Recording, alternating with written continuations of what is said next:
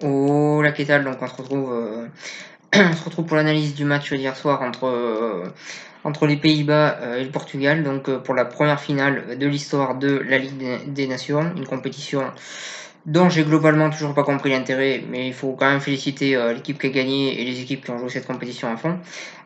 Donc voilà sur ça. Donc je vais analyser en premier le match des Pays-Bas et en deuxième celui des Portugais.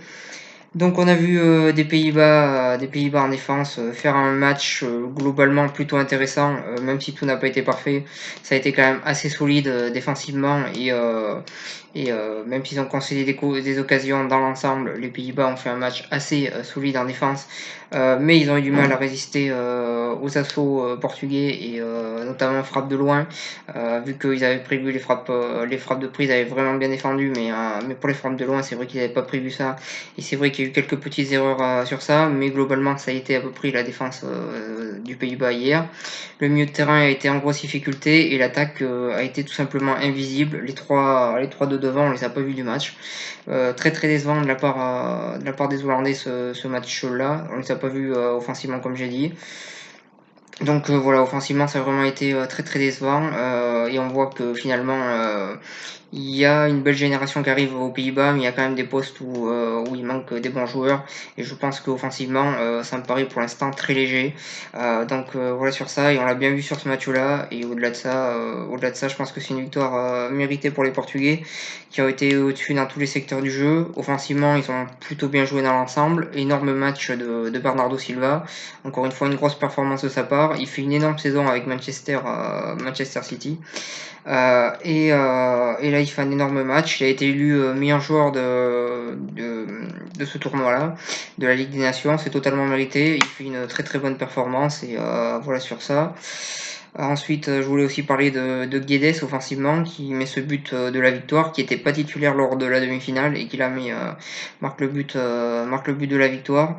Plutôt bon match de sa part, il s'est bien battu, il marque un beau but et voilà sur ça, félicitations à lui. Tout n'a pas été toujours évident dans sa carrière, il a quand même que 22 ans, faut le rappeler. Mais tout n'a pas été évident jusque-là dans sa carrière et là il marque le but de la victoire, donc félicitations à lui.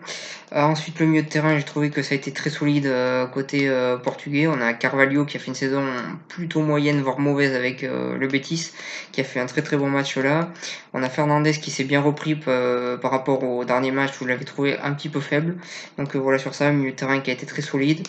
Une défense qui a très très bien tenu aussi, que ce soit Ruben Diaz encore une fois, comme d'habitude très bon ce défenseur, Font aussi qui a bien tenu. Donc voilà sur ça, une défense très très solide, un milieu de terrain qui a tenu le choc et une attaque qui a su concrétiser au moins une occasion. Voilà sur ça. Un Portugal qui globalement mérite cette victoire, vu que selon moi sur ce match-là ils ont été, comme j'ai dit, au-dessus dans tous les compartiments du jeu. Ils ont bien géré ce match tactiquement, ils ont su trouver la bonne tactique pour gagner ce match. Félicitations au sélectionneur qui gagne son deuxième trophée avec le Portugal. Voilà sur ça, voilà sur cette analyse. Globalement mérité, je trouve, cette victoire des Portugais. Pour les Hollandais, voilà, comme je dis, dans certains secteurs du jeu, il va falloir quand même trouver des bons joueurs parce que pour l'instant, il n'y en a pas. Côté portugais, par contre, il y a une belle génération de joueurs qui arrivent, de joueurs assez jeunes.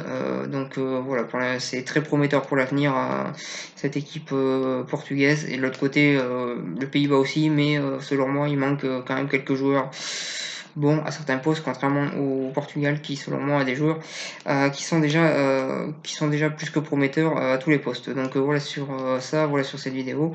Je vous remercie de m'avoir suivi et je vous souhaite une bonne continuation.